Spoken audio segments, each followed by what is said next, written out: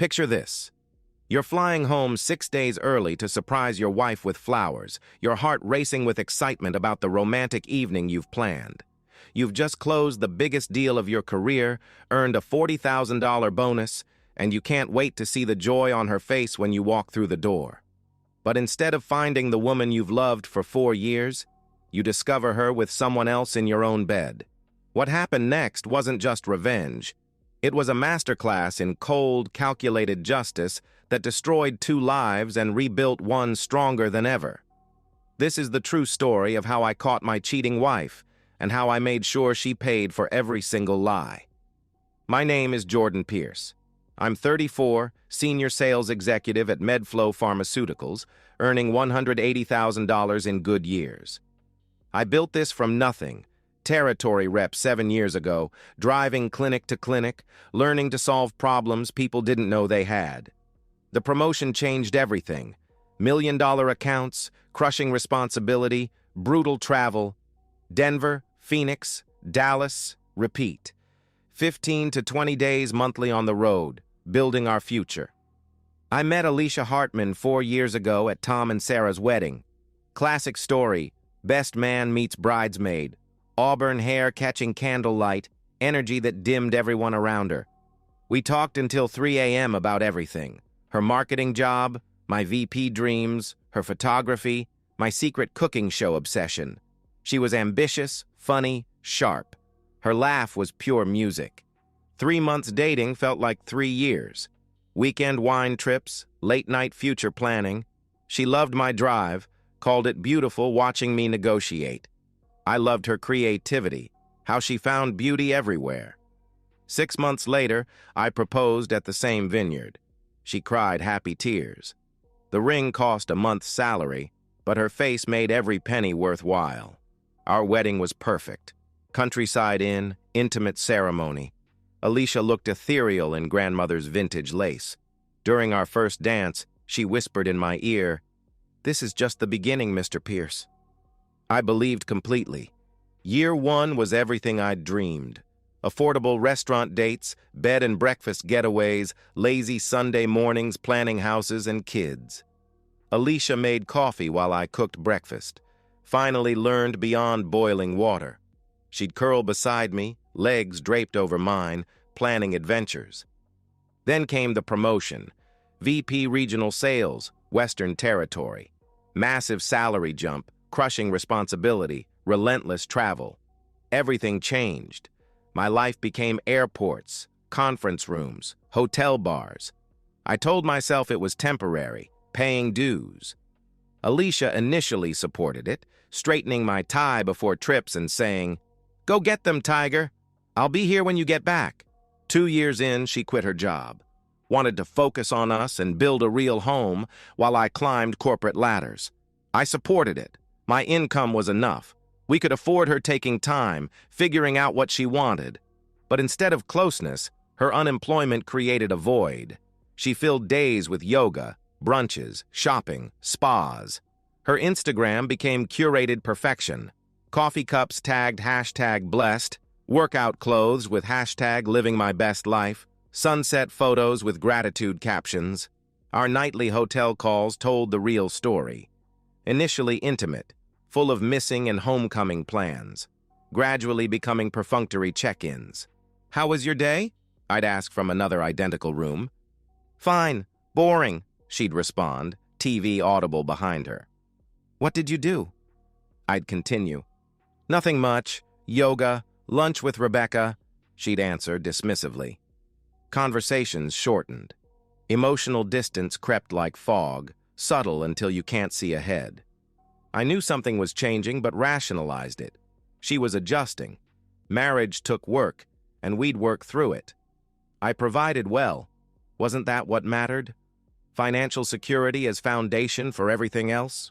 3 months ago, calling from Portland. Her phone hit voicemail at 8 p.m. Tried again at 9. Nothing. Finally reached her at midnight. "Sorry, phone was on silent," she said, sounding breathless. "I was at dinner with friends." Until midnight? Tuesday? I didn't question it then. "Which friends?" I asked casually. "Girls from yoga." You don't know them, she replied quickly. I let it slide. Trust was marriage's foundation. Without trust, you had nothing.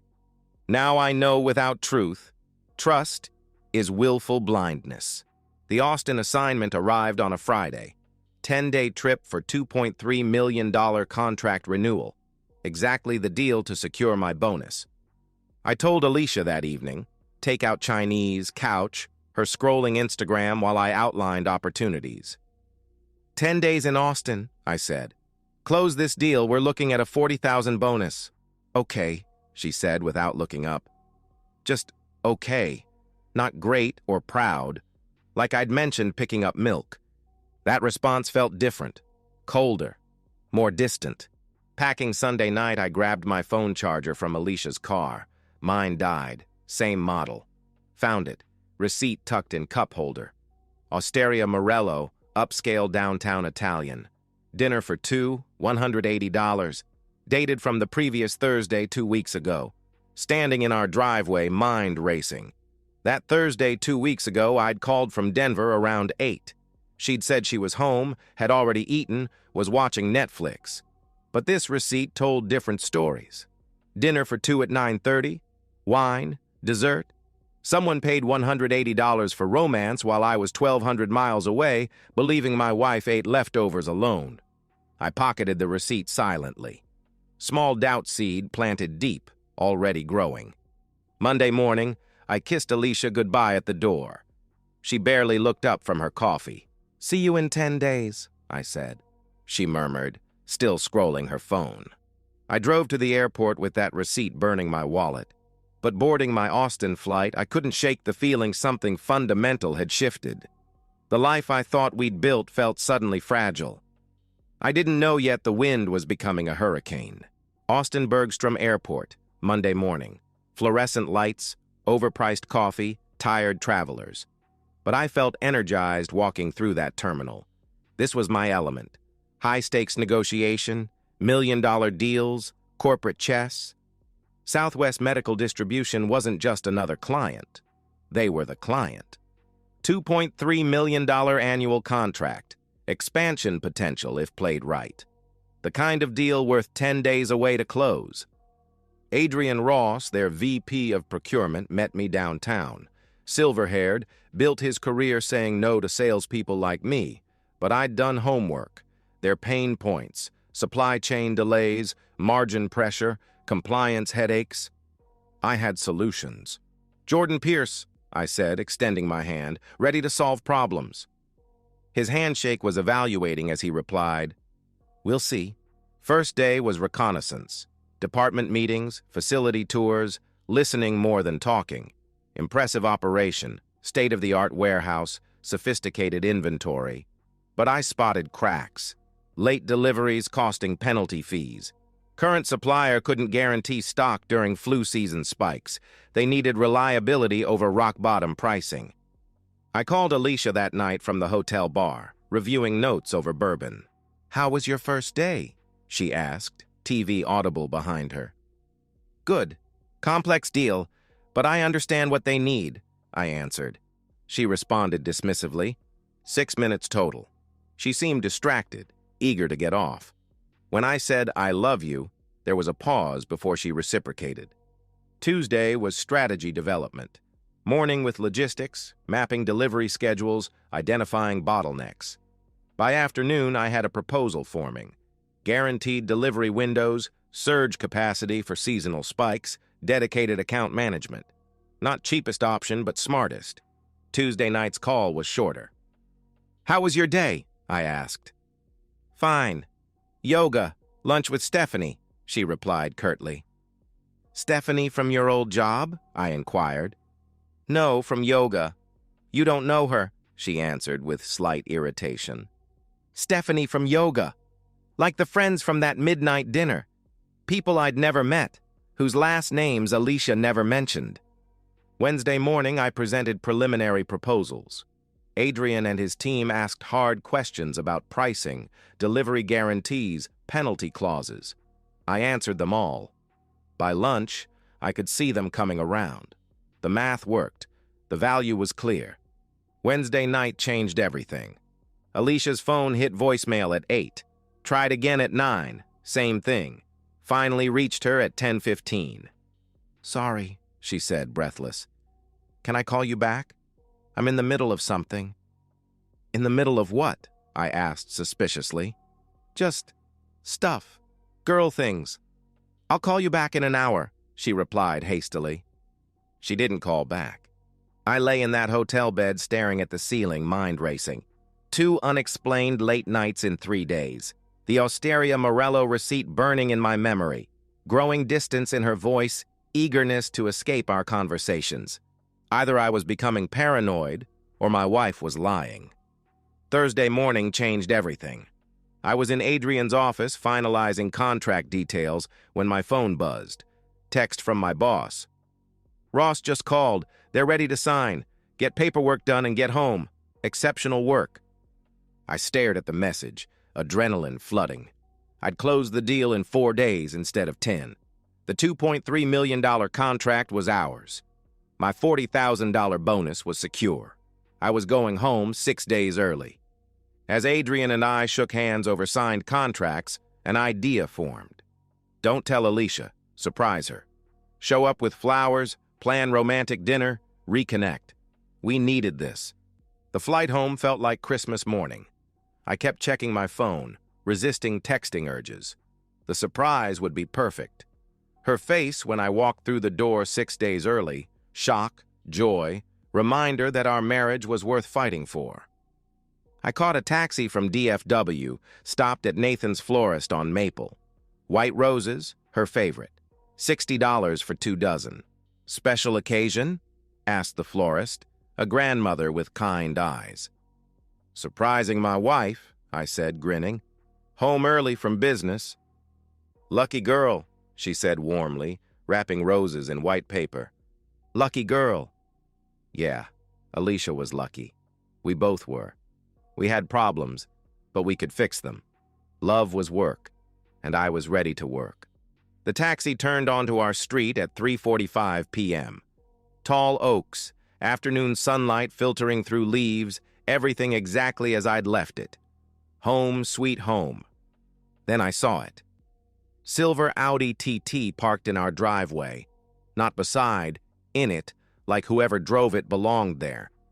My excitement curdled into something cold. I didn't recognize the car. Expensive, sporty, California plates. Not something Alicia's yoga friends drove. "This the address?"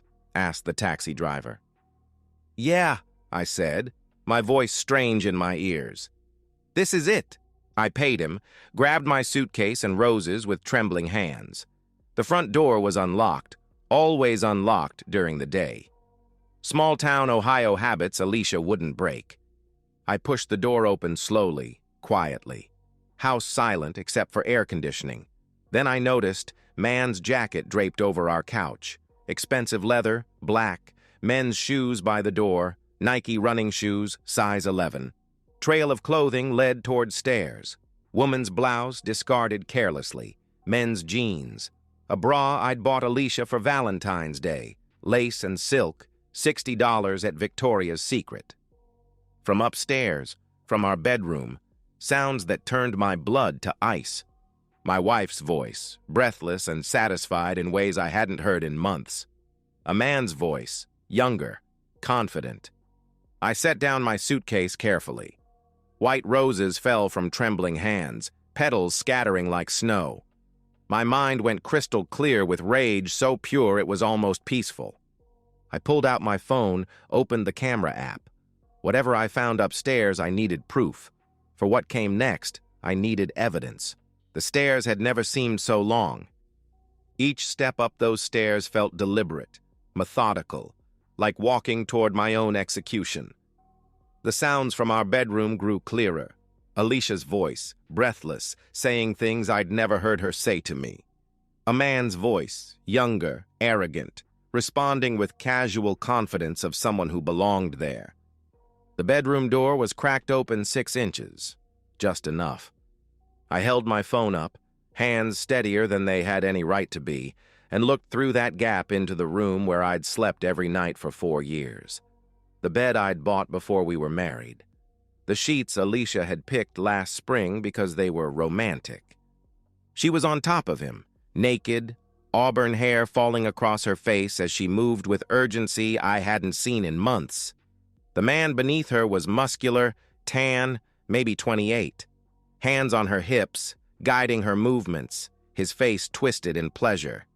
They were completely lost in each other, oblivious to the world outside their stolen moment. I started recording. 30 seconds of crystal-clear video, faces clearly visible, no ambiguity about what was happening. The adultery was undeniable. The betrayal was complete. The evidence was ironclad. Then I kicked the door open. "What the hell?" I roared. The explosion of shock and panic was immediate. Alicia screamed, scrambling to cover herself with the sheet. The man, later I'd learn his name was Eric Donovan, tried to roll away, his face going white with terror. "Oh my God, Jordan!" Alicia's voice was pure panic.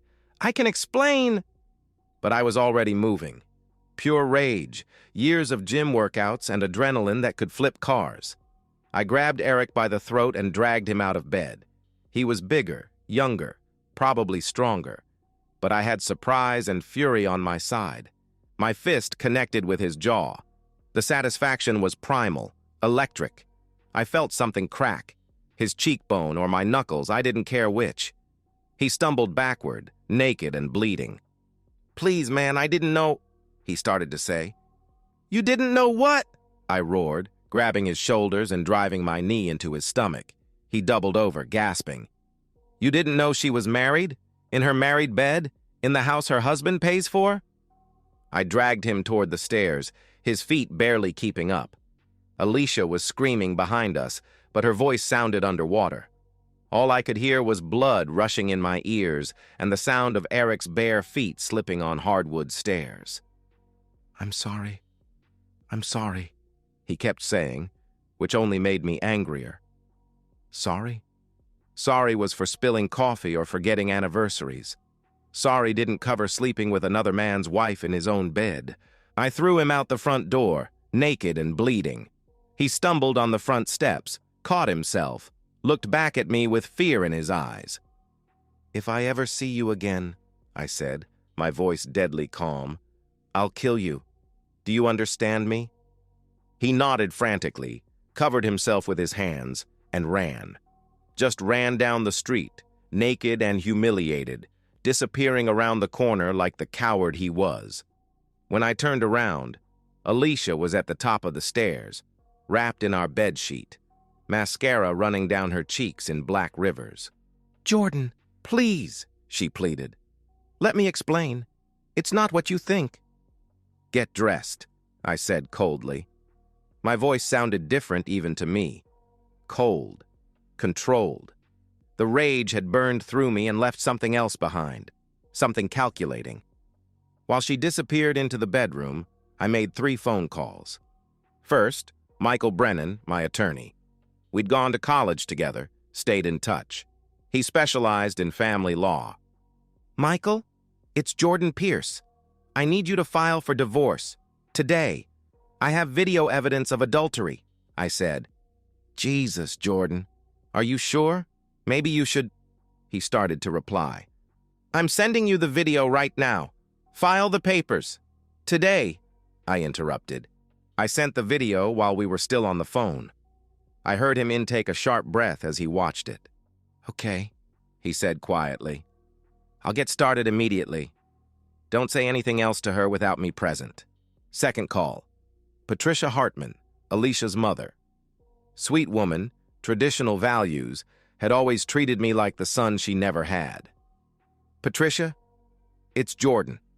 I need you to watch a video I'm about to send you. Then we need to talk," I said. I sent her the same video, waited 30 seconds for her to watch it. She called back crying. "Oh my God, Jordan, oh my God, I'm so sorry. I don't know what to say," she sobbed. "Tell her she's not welcome at your house.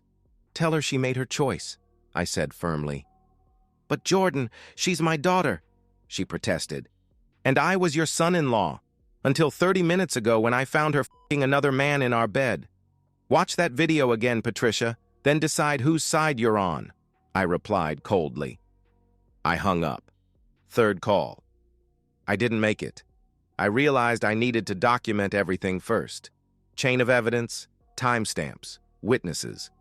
Michael was right. I needed to be smart about this. I took photos of the scattered clothes in the living room, the unmade bed upstairs, the silver Audi still sitting in my driveway like a monument to my humiliation. Everything documented, time-stamped, geotagged. Alicia came downstairs 10 minutes later, dressed in jeans and a sweater, her face puffy from crying. She tried to approach me, but I held up a hand. "Don't," I said firmly. "Just don't." "Jordan, please. It was a mistake. I never meant for this to happen. I love you," she pleaded. "You have 10 minutes to grab whatever you can carry. Then I'm calling the police," I stated. "What? Why?" "Jordan, we need to talk about this," she protested. "You want to talk? Here's the conversation. This house is in my name only. I bought it before we were married. You have no legal claim to it. Your name isn't on the mortgage, deed, or any utilities. As of right now, you're trespassing," I explained coldly. The legal reality hit her like a slap. I'd been smart when we got married, kept the house in my name, kept my assets protected. At the time, I'd thought it was just good financial planning. Now, it was my salvation. "But where will I go?" she asked, sounding like a lost child. "That's not my problem anymore. You should have thought about that before you decided to destroy our marriage," I replied without emotion. She broke down then, sobbing, trying to explain. It had only been going on for 6 months. Eric was just a trainer at her gym. It didn't mean anything. She'd been lonely, confused, making bad choices. She loved me. We could work through this, couples therapy, whatever it took. But I wasn't listening anymore. My mind had moved past emotional devastation to practical matters. Asset protection, reputation management, legal strategy, the business side of betrayal. 9 minutes, I said, checking my watch. She grabbed her purse, phone, and coat, threw some clothes into a gym bag, kept trying to talk to me, to explain, to apologize. I stared through her like she was made of glass. At the door, she turned back one last time. "Jordan, I know you hate me right now, but please don't do anything you'll regret. We can fix this if you'll just..." She pleaded desperately. "The only thing I regret," I said, "is that I wasted 4 years of my life on someone who thinks love and marriage are disposable." She left. I locked the door behind her. I sat on the couch where Eric's jacket had been draped 30 minutes ago. The white roses were scattered across the floor, petals brown around the edges, dying. I didn't cry, didn't scream, didn't punch walls. I just sat there, staring at those dying flowers, feeling something fundamental shift inside my chest. The man who'd left for Austin 4 days ago, the man who'd bought surprise flowers for his wife, who'd believed his marriage just needed attention, that man was gone. In his place was someone colder, someone smarter, someone who understood that love without respect was worthless, and trust without truth was just another word for fool. I picked up my phone and opened our shared phone account. Alicia's text message records were all there, months of digital evidence waiting. I downloaded 6 months of records and opened the file. Hundreds of messages to a number I didn't recognize. My jaw clenched as I started reading. "Can't wait to see you again. Jordan's gone until Friday. Come over at 2. That was amazing yesterday. I can't stop thinking about you." Each message was a knife twist. This wasn't a moment of weakness or one-time mistake. This was calculated, deliberate, ongoing. A 6-month campaign of lies and betrayal, while I worked 20 days a month to build our future. The last message was from this morning. "Miss you already. Can't wait for round 2 tonight." Round 2. Like I was some obstacle to be worked around, some inconvenience in their love story. I set the phone down and looked around our house, my house, with new eyes. Every piece of furniture, every photograph, every memory contaminated by knowledge of what had been happening here. Tomorrow, I would start rebuilding. But tonight, I was going to plan how to make sure Alicia understood exactly what she'd thrown away and what it was going to cost her. Friday morning, I woke at 5 a.m. with clarity I hadn't felt in years. No grogginess, no need for coffee to kickstart my brain, just pure, focused energy. I'd operated on less sleep during million-dollar negotiations. This was no different. Except this time, it was personal. By 9 a.m., I was sitting across from Michael Brennan in his downtown office, evidence spread across his mahogany desk like pieces of a chess game. The video, printed screenshots of text messages, phone records, financial statements, everything I needed to destroy someone who'd spent 6 months destroying me. Jesus, Jordan, Michael said, scrolling through text records on his tablet. 6 months? And look at the timeline. Messages sent while you were traveling, detailed planning around your schedule. This wasn't an affair. This was a campaign. What are my options? I asked. Michael leaned back in his leather chair, already thinking like the lawyer who'd graduated summa cum laude from SMU. With this evidence? Complete victory. Texas is a community property state, but adultery changes everything. She gets nothing. No alimony, no asset split, no claim to anything you brought into the marriage, he explained. The house? I inquired. Yours. You bought it before marriage, titles in your name only. She has zero claim, he confirmed. What about going after him? Eric Donovan? I asked. Alienation of affection isn't recognized in Texas anymore, but we can make his life uncomfortable in other ways. What does he do for work? Michael replied. I'd been doing my homework. Personal trainer at Elite Fitness downtown, has his own LLC for private clients, drives that silver Audi on a lease he probably can't afford, I answered. Michael made notes. We'll send a cease and desist letter to his gym, letting them know about the adultery, the harassment, the threats of violence. Most employers don't want that kind of liability. As for his private business, he shrugged. Word travels fast in Dallas. Rich wives don't tend to hire trainers with reputations for sleeping with their clients. My next stop was Premier Bank, where Rebecca Chen had been managing my portfolio for 3 years. She greeted me with the concerned professionalism of someone who'd seen this scenario before. I need to protect everything, I told her, sliding the divorce papers across her desk. Effective immediately. Rebecca scanned the documents, noting the adultery clause. I'll freeze her access to all joint accounts within the hour. Given the circumstances, we can transfer your half to a new personal account today. What about credit cards? She asked. She's an authorized user on 3 cards.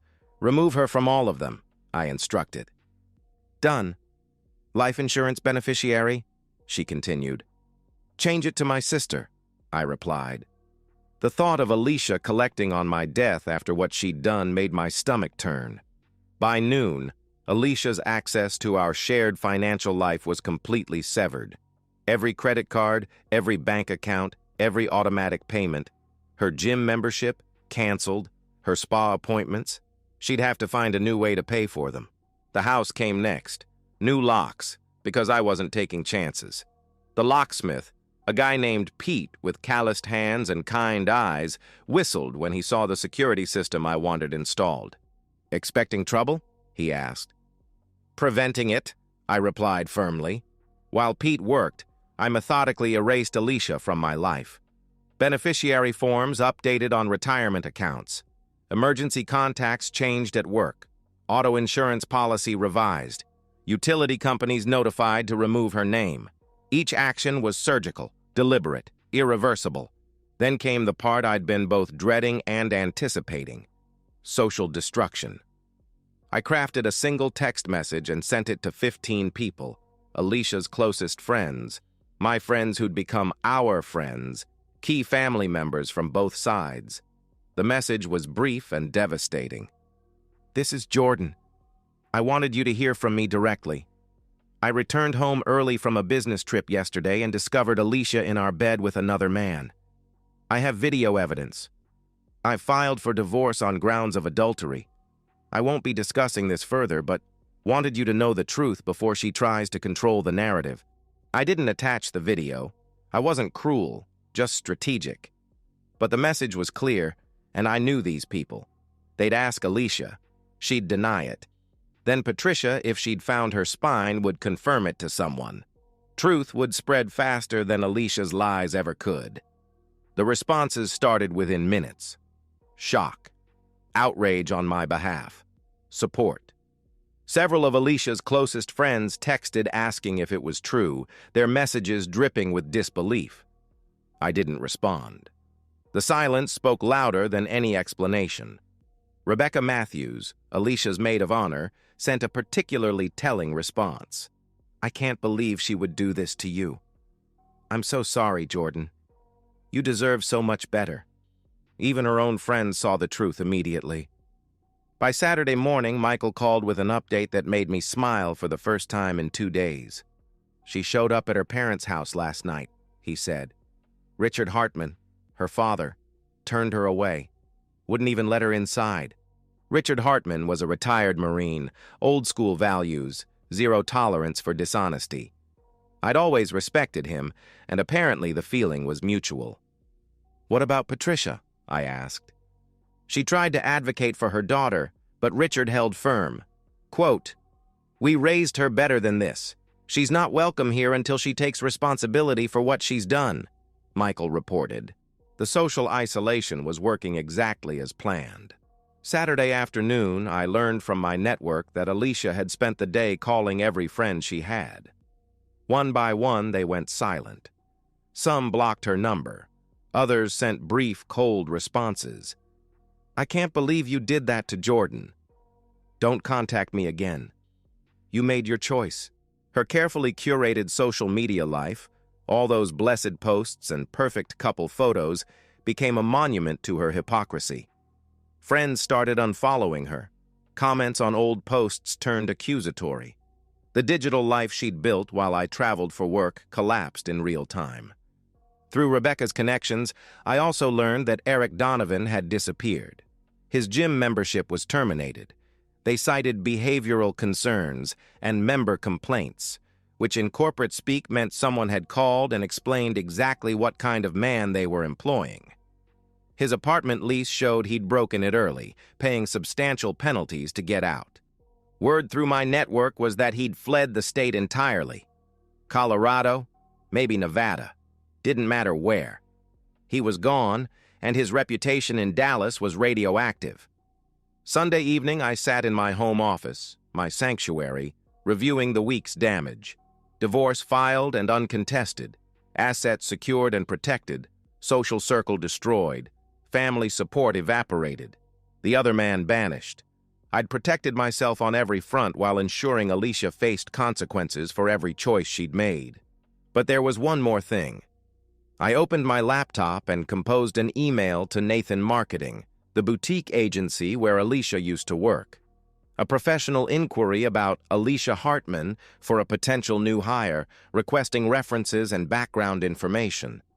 I knew they'd contact Alicia for verification. I knew she'd realize I was systematically ensuring she couldn't rebuild easily. The knowledge that I was steps ahead, that her options were shrinking by the day, would eat at her worse than any direct confrontation. But I didn't send it. That would be petty, and I wasn't petty. I was thorough. I closed the laptop and looked around the house that was finally, completely mine. Every trace of Alicia removed, every legal vulnerability addressed, every financial exposure eliminated. She'd gambled our marriage on a 6-month affair with a personal trainer, believing I'd be too devastated or too weak to fight back. She'd bet wrong. My phone buzzed. Unknown number, text message. You destroyed my life. I hope you're happy. I recognized the number from Alicia's text records. It was Eric. Apparently, he'd found a moment between running away and nursing his broken face to send me a message. I screenshotted the text, forwarded it to Michael for the harassment file, then blocked the number. But I had to admit, a small part of me felt vindicated. They were both living with consequences now. Finally. Justice wasn't always pretty, but it was always necessary. And sometimes, if you were smart enough and thorough enough, it was also complete. 3 weeks after the divorce was finalized, I stood in my house marveling at how much space there was. Not just physical space, though removing every trace of Alicia made rooms feel larger, but emotional space, mental space, the kind you don't realize you've lost until you get it back. The cleaning service had been worth every penny. Professional-grade, deep clean, every surface sanitized. New mattress in the master bedroom, which I'd finally started sleeping in again. New sheets, Egyptian cotton. The bed where I'd found her with Eric was replaced entirely. The old one went to donation. Work had become my sanctuary again, differently than before. My boss, David Martinez, had called me into his office the Monday after everything exploded. "I heard what happened," he'd said, closing the door. "Your job is secure. Take whatever time you need." I'd expected questions, maybe judgment. Instead, David treated me like what I was, a valued employee going through hell who deserved support, not scrutiny. "I don't need time," I'd told him. "Work is the one thing in my life that still makes sense." The Austin deal had generated 2 more opportunities. My reputation for closing difficult contracts was stronger than ever. The $40,000 bonus had been deposited 2 weeks after the divorce was finalized. Blood money, I'd thought initially, but that was wrong. I'd earned that money by being excellent at my job, by solving problems and creating value. I'd used half the bonus for consultation with Dr. Sarah Martinez, a therapist specializing in betrayal trauma. Our first session had been brutal. "Tell me about the moment you walked into your bedroom," she'd said, her voice gentle but direct. The carefully constructed walls I'd built around that moment cracked like old concrete. I cried for the first time since it happened, not for Alicia, but for the man I'd been when I left for Austin. The man who'd bought surprise flowers for his wife, who'd believed his marriage just needed attention. That man had died at 3:47 p.m. on a Thursday afternoon in his own bedroom. "Betrayal isn't just about what they did," Dr. Martinez explained. "It's about the shattering of your reality. Every day you worked, traveled, and sacrificed, believing you were building something together, she was actively destroying it. The betrayal isn't just sexual, it's existential. Through therapy, I'd learned to identify warning signs I'd missed. Not because I was stupid, but because I'd been conditioned to trust, to give benefit of doubt, to rationalize away inconsistencies. The late-night dinners with friends. Her new gym membership 6 months ago, right when the affair started. Her sudden interest in personal appearance after months of complaining about boredom. I'd seen these as positive developments. They were red flags I'd been trained to ignore. One evening, I spent 2 hours deleting every photo of Alicia from my phone, every text message, every email, every digital trace of 4 years together. When I was finished, it was like she'd never existed. The relief was immediate and profound. My friend Adrian had finally convinced me to join him for drinks at our old place downtown. I'd been hermiting since the divorce, and my friends were starting to worry. "You did the right thing," Adrian said over bourbon, his voice serious. "Quick, clean, decisive. Some guys would have tried to work it out, gone to couples therapy, gotten played again." "Yeah," I said, staring into my glass. "But there's a part of me that feels—" "What?" he asked. "Empty. Like I won, but I'm not sure what I won," I replied honestly. Adrian studied me with the expression of a man who'd been married 15 years and understood the weight of what I'd lost. "You won your dignity," he said finally. "Your future. Your self-respect. That's not nothing, Jordan. That's everything." He was right. But late that night, sitting on my back porch with a beer, the same porch where Alicia and I used to watch sunsets during those first golden months, I felt the full weight of what I'd lost. Not her, specifically, but the dream of her. The future we'd planned. The family we'd never have. I pulled out my phone and looked at my blocked numbers list. Alicia's number. Eric's number. I could unblock them, see if there were more messages, more attempts at contact or explanation. I could reopen that door, let the chaos back in. I didn't. Instead, I opened my conversation with Dr. Martinez and sent a quick message. "Having a difficult night. See you Tuesday?" She responded within minutes. "Absolutely. Healing isn't linear. Be patient with yourself." 6 months from now, I knew I'd barely recognize this version of myself sitting on this porch, still processing wreckage. A year from now, this would be a story I told, not a wound I carried. My phone buzzed. Not a blocked number, my boss. "Call me when you get a chance. Have a proposition for you," the text read. I smiled slightly. Life had a way of moving forward whether you were ready or not. I finished my beer, stood up, and walked inside. Tomorrow would bring new challenges, new opportunities, new reasons to be grateful for the life I'd rebuilt from scratch. The door closed behind me with a satisfying click. Secure. Protected. Mine. For the first time in months, I was genuinely excited about what came next. 6 months later, I'm sitting on the same back porch at sunset, but everything has changed. I'm 35 now, holding a beer that tastes different because I'm different. The man who sat here 6 months ago feels like someone I used to know. The proposition from David had been a promotion to VP of Sales, the goal I'd been chasing for years. More importantly, it came with reduced travel, 8 to 10 days a month instead of 15 to 20. Manageable, sustainable. Balance isn't weakness, it's wisdom earned through pain. The house is my sanctuary now. I'd redecorated everything, modern, clean, masculine, no compromises.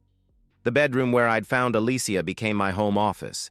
I sleep in what used to be the guest room, now expanded and renovated. New bed, new energy, new chapter. Therapy with Dr. Martinez continued for 4 months. She helped me understand that my hyper-focus on work hadn't just been ambition, it had been avoidance. I'd been avoiding intimacy problems in my marriage by staying on the road, telling myself I was building our future while actually running from our present. Alicia's betrayal was her choice, her moral failing. But I'd contributed to the distance between us. Not an excuse for her. Nothing could excuse what she'd done. But a lesson for me. I'd learned to be present, to communicate directly, to address problems instead of hoping they'd resolve themselves. The dating had started slowly. 3 dates with Elena, a divorce attorney. The irony wasn't lost on me. It hadn't clicked, but those dates proved something important.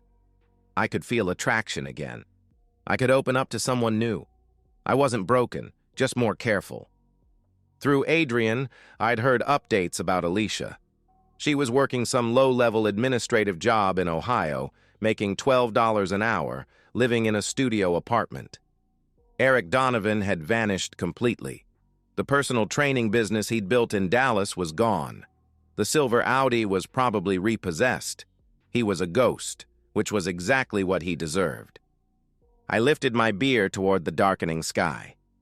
"To new beginnings," I said to no one in particular. The wind carried the words away, and I smiled. Not bitter, not angry, just genuinely content. The hardest lessons had been learned. Trust your instincts. Don't ignore red flags. Protect yourself legally and financially, and when someone shows you who they are, believe them the first time. I finished my beer and looked at my house, my sanctuary, my rebuild, my proof that you can survive devastation and emerge stronger. The world doesn't owe you anything, but you owe yourself everything. I'm living proof of that truth.